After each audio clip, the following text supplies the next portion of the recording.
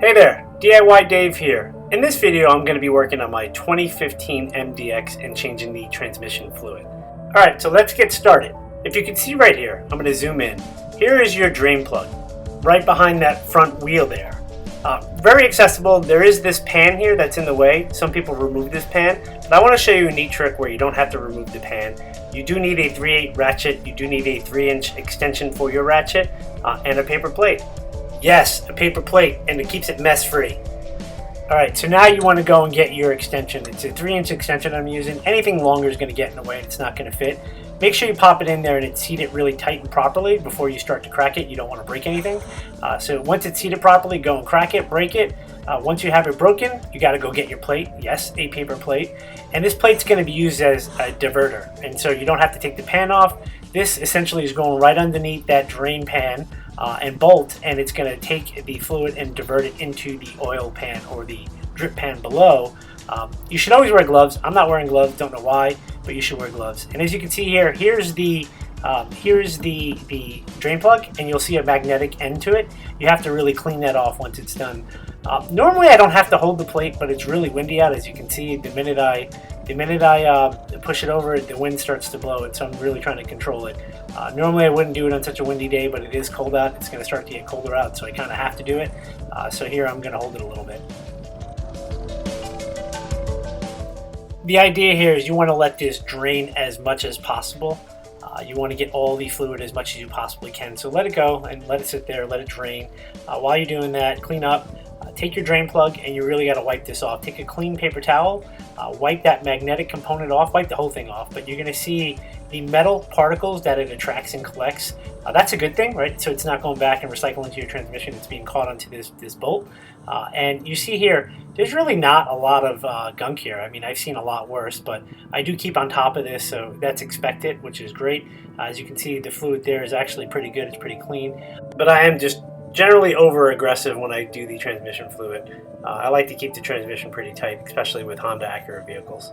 My thought here is transmission fluid's cheap compared to the cost of replacing a transmission or repairing a transmission, so that's why I'm overly protective. I also work with the Acura parts guy. He generally gives me a break. I frequent him for most of my OEM needs, and he gives me a 20% discount, which really helps. It beats the online prices that you would get that you see online. And so I encourage you, if you have a local Acura dealer in your neighborhood, you should go visit them and talk to them. They will cut your break, they will cut you a deal. And for my purposes, they are in my town, actually where I live. So they help with my taxes, and I don't want to see them go away. I don't want to see any business in my town go away, because that means more taxes that they're paying that I don't have to pay later on.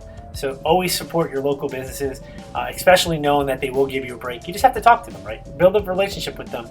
Go to them, be consistent, know their name, and they'll give you a break. They're some good people. Alright, so once it starts to slow down and dribble, it's time to remove the plate. And wow, look at this. There's no mess, there's nothing to clean up.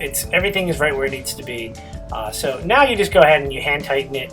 Always hand tighten it. I like to go left first and then go to right. Let the threads catch, and then I hand tighten it, and then I torque it down to spec with the wrench. So always take that step. Always change the washer. Never reuse this washer. This is a really important part. Don't reuse the old washer. Get a brand new one. Another reason why to go to dealers, they usually give you the washers for free. Alright, so now let's fill the transmission. To fill it, you pull out the dipstick. There's a hole. It can fit a filter in there. I use this filter that I denote as transmission fluid. I have another one for oil. I have another one for miscellaneous. I mark them so I don't ever interchange them. This I exclusively use just for transmission fluid. Really important. Because there's an extension reach, I have to use this blue one first. I put the blue one into the dipstick spout below, and then I put the gray one into the blue one, as you see here. You're really going to have to get up in there and look inside there to make sure it's aligned. It is dark in there, so as long as you can see it, as you can see here, you got to see it, make sure it's aligned, drop it in, and then you drop in the gray one, and then you start filling away. So now I'm making sure that everything is aligned. My blue filter, the first filter, is aligned in the dipstick fill hole, and my second filter, this gray filter, is aligned in the blue filter. This is to ensure that there are no leaks, and so I'm satisfied with that, so now I'll start filling.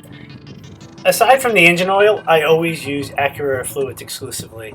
It's the right thing to do. It's fairly cheap. It's called for by the car, so just go ahead and use it.